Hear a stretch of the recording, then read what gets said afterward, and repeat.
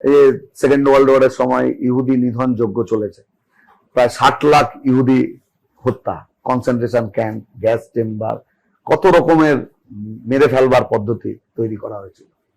মানে ইতিহাসের কি অদ্ভুত ট্র্যাজিক পুনরাবৃত্তি, যে আজকে সেই ইসরায়েল ইহুদি অধ্যুষিত তারা আরব প্যালেস্তিনীয়দেরকে একেবারে একই রকম ভাবে ট্রিট করছে।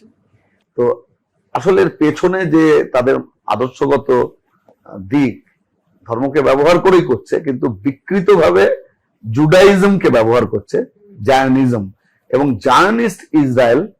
তারা পশ্চিম এশিয়ার নিয়ন্ত্রণ চায়, ভূ রাজনীতিতে ও শেষ কথা বলবে, ও চেষ্টাও করেছে তা, কিন্তু ওর তেমন ক্ষমতা ছিল না যে গোটা পশ্চিম এশিয়াকে ও নিয়ন্ত্রণ করতে পারে। যদিও ও এই সাম্প্রতিক ওই হামাসের আক্রমণের আগের অবস্থাটা যদি আমরা দেখি, তাহলে দেখবো যে ও চেষ্টা করেছিল কিছুটা যে ওর ওন একটা ডমিনেন্স ওখানে তৈরি করা, কিন্তু পারেনি সেটা। আমেরিকার সাহায্য ছাড়া ও এ কাজ করতে পারবে না।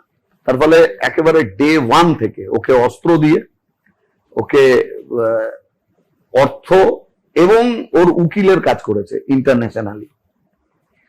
তাহলে আমেরিকান সাম্রাজ্য যা চাইছে এরাও তাই চাইছে।